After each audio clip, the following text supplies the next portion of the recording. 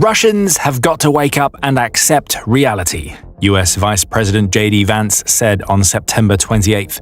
A lot of people are dying and they don't have a lot to show for it. Those words would already be damaging enough to Vladimir Putin, as they come from a nation that he thought he'd successfully influenced into supporting Russia just a few short months ago. But there's an extra sting in the tail of Vance's statement.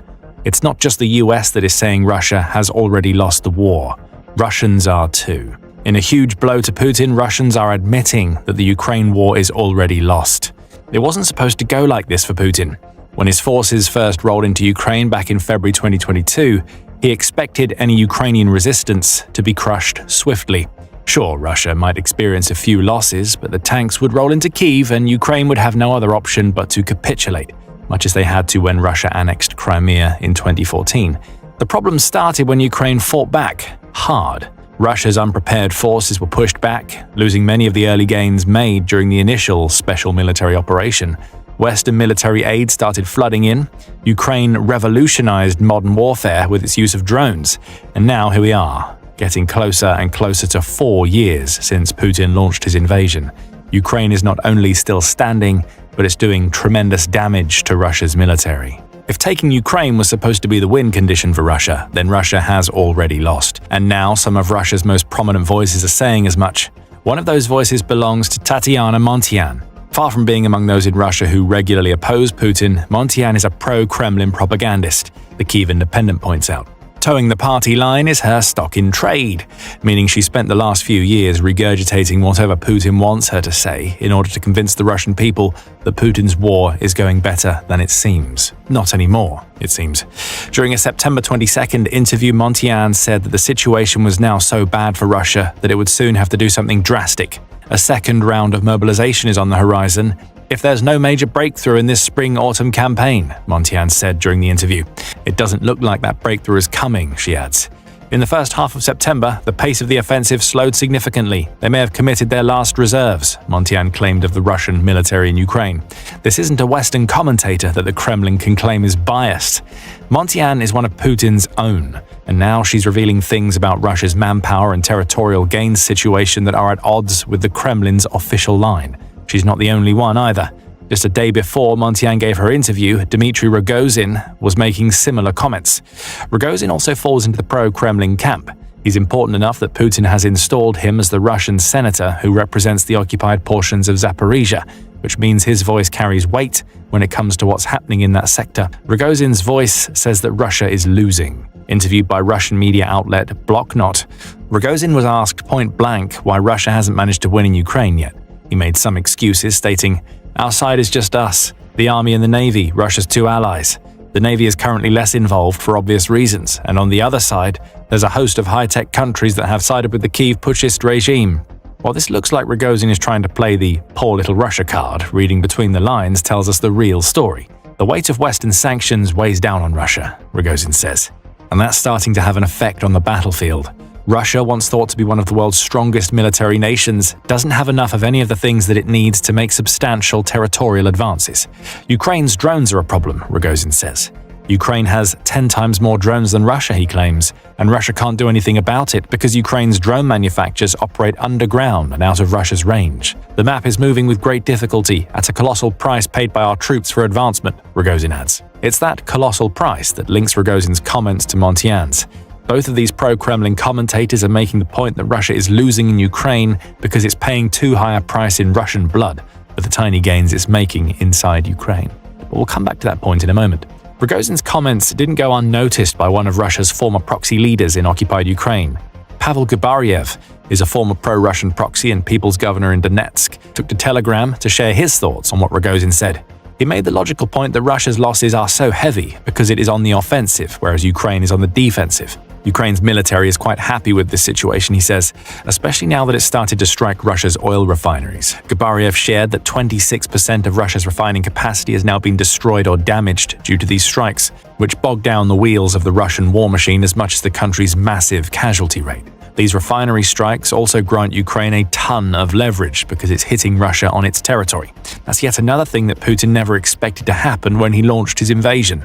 Then Gubaryev said something that Putin would never have expected to hear from one of his former proxies. At the same time, Russian propaganda continues to mislead the public into believing that the Ukrainian armed forces are close to defeat, while we are grinding down the enemy and will soon win. However, the situation is stalemate and in fact constitutes defeat, Gabariev declared. Constitutes defeat? That's a bold claim, but it's one that sees Gabariev suggest that Russia's propagandists, all the way up until Putin, have been lying to the country's people. Russia isn't about to win. It's not making any progress, and it's losing far too many people, Gabariev is saying, and he caps off his Telegram statement with a shocking message.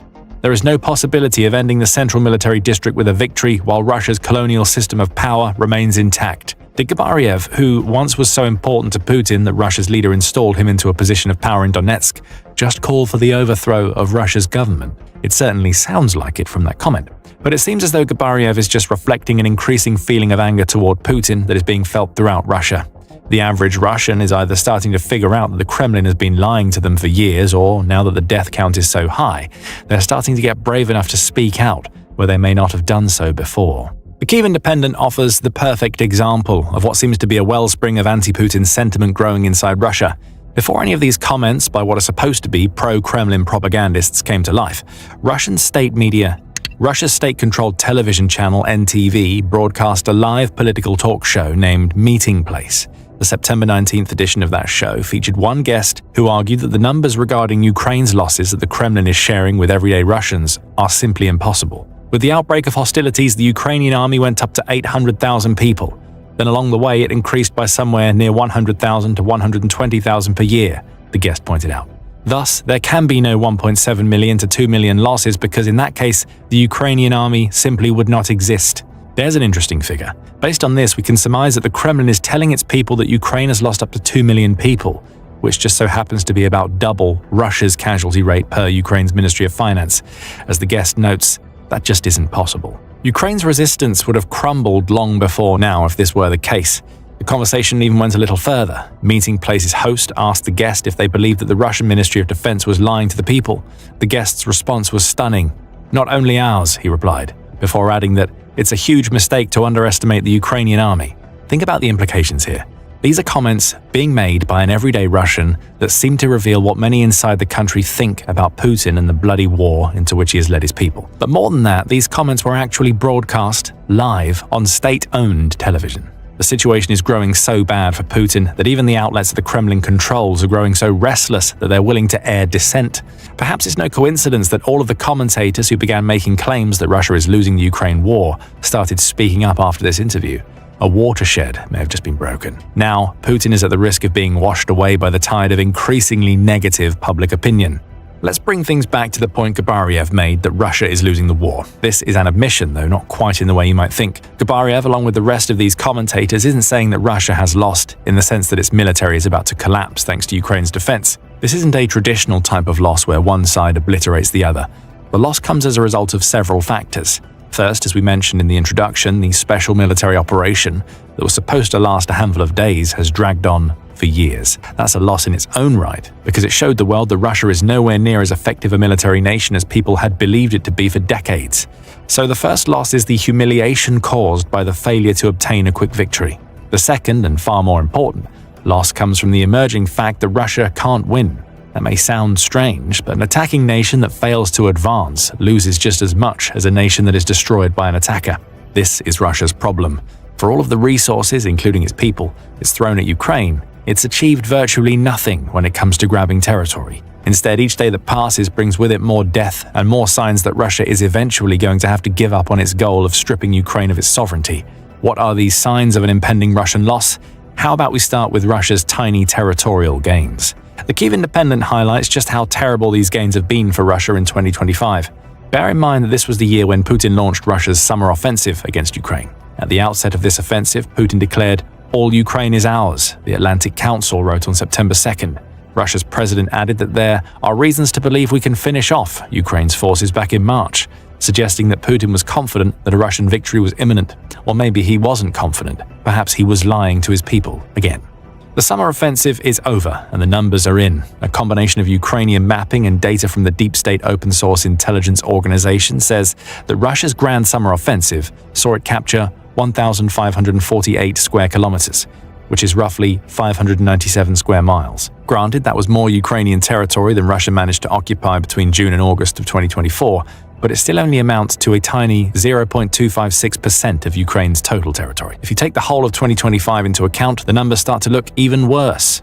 Between January 1st and August 31st, Russia lost 210,000 of its soldiers to death or injury. The summer offensive's failure bumped the number up higher than it might have otherwise been, but this is still loss at a scale unlike anything Putin would have expected when he invaded Ukraine. And 2024 was even worse for Russia. Last year, Al Jazeera reports Russia managed to gain just 4,168 square kilometers, which equates to 1,609 square miles, at a cost of 427,000 of its soldiers. That's a total of 637,000 Russian troops gone in return for less than 1% of Ukraine since the beginning of 2024. We've already said it, but it bears repeating, this isn't sustainable. No matter how much Russia recruits, it can't keep claiming that it's on the edge of victory when the numbers show how little progress it's actually making. This is a war of attrition that Russia started, and Russia is losing. Of course, Putin doesn't want anybody to realize that's the case, that's why he lies. But on September 30th, Dargans reported that he'd been caught out in one of those lies. It all started when Russia's Ministry of Defense published a map on its Telegram channel. Nothing seemed untoward at first glance. The ministry claimed that the map showcased Russia's territorial gains since the beginning of 2025, and while those supposed gains could be disputed, all seemed pretty normal. However, some eagle-eyed people discovered that normal was the last thing that this map was. The map wasn't modern. In fact, it was at least 50 years old, as evidenced by a city named Siversk being labeled as Yama on the map. Siversk hasn't been called Yama since 1973. There were other naming issues too, including the map using names for cities that Russia had previously abandoned but the Ukraine had adopted. Bakhmut was labeled as Bakhmut, for instance. That doesn't seem like a problem, right? However, Russia doesn't call Bakhmut by that name, though it used to do so decades ago, Dargan says. It sort of started using the name every so often in official documents, but when combined with the Yama issue, this use of Bakhmut is more evidence that Russia is using an old map. What we seem to have here is an attempt by Russia to use an old map to misrepresent its territorial gains. With one map, Russia's Ministry of Defense shot its own credibility in the foot. What reason would it have to use such an old map if it wasn't trying to smudge the numbers? Perhaps the map used old city lines that no longer exist, making it seem like Russia gained more ground than it had. Or maybe Russia is genuinely relying on decades-old maps, and it legitimately has no actual idea just how little territory it's claiming. It's hard to say. But Russia messed up here and only added fuel to the fire of the argument that it's losing the Ukraine war. Speaking of losing, that brings us to the second sign that Russia is doing just that. Russia may soon need to mobilize. Montian hinted at this with her comments that Russia may have burned through the last of its reserves during the summer, meaning that Putin is going to have to find manpower from somewhere. He absolutely doesn't want to find more soldiers through mobilization. Russia did that before, in late 2022, and it didn't go over well. With the Russian government touting that at least 50,000 of the recently drafted are now in Ukraine, a long list of complaints is emerging. Lack of leadership from mid-ranking officers, tactics that lead to heavy casualties, non-existent training, promised payments not received, CNN reported in November 2022. Beyond this anger on the front lines, the wives and mothers of these mobilized soldiers left behind also expressed their fury. By the end of 2023, Chatham House was claiming that these family members were a growing threat to Putin as they continued to organize protests, petitions, and appeals. These aren't minor little headaches for Putin. These protests were signs of the internal anger that seems to have been crystallized by the NTV caller, who outright said that Russia is lying to its people. Putin knows that another round of mobilization would tip his people over the edge. Nevertheless, he's still seeking what Radio Free Europe Radio Liberty called expendable manpower. A massive recruitment network has been created in Russia, but it still may not be enough. By September, UA Wire was reporting that Russia is once again weighing up the possibility of mobilization as it prepares for a fall offensive that could drag on into the winter. Russia is recruiting about 35,000 soldiers per month, the outlet notes. But it adds that some analysts believe that Russia isn't offsetting its Ukraine war losses, which means mobilization may have to happen. This is a clear sign that Russia is losing. Remember, this was supposed to be a quick and easy invasion. It wasn't meant to cost Russia so much that it would be forced to mobilize twice, while relying on hefty pay packets to entice contract soldiers. Eventually, Putin is going to run out of soldiers, which will either force him to abandon his Ukraine ambitions or make a decision that could turn an increasingly restless public against him. Either way, Russia loses and Putin knows that it's coming. That brings us to the final sign that Russia has lost the Ukraine war, Putin believes as much himself. You'll never hear Russia's president say it, of course. However, one of America's most prominent military figures says that the feeling within the Kremlin is that Russia has lost the Ukraine war. That figure is the US President's Special Envoy for Ukraine, Keith Kellogg. On September 30th, United 24 media reported on comments Kellogg made while speaking at the Warsaw Security Forum. "I think deep down, he, Putin, realizes he's not going to win. It's a losing fight for him in the long term. It's not going to happen," Kellogg claimed. He added that Ukraine is making that long-term prospect even bleaker with its strikes against Russia's oil refining. Each strike limits the amount of gasoline and diesel Russia can send to its troops, sell to other countries, and provide to its citizens. Anything that deprives Russia of oil dollars is a good move, Kellogg says, because it will push Putin even closer to the realization that many inside Russia have already reached. The Ukraine war has become unwinnable for Russia. And if the war is unwinnable, that means Russia has lost. Domestic chaos awaits Putin at home even as thousands of his soldiers die on the Ukrainian battlefield. It's almost over for Putin. As Russia is about to spiral into chaos,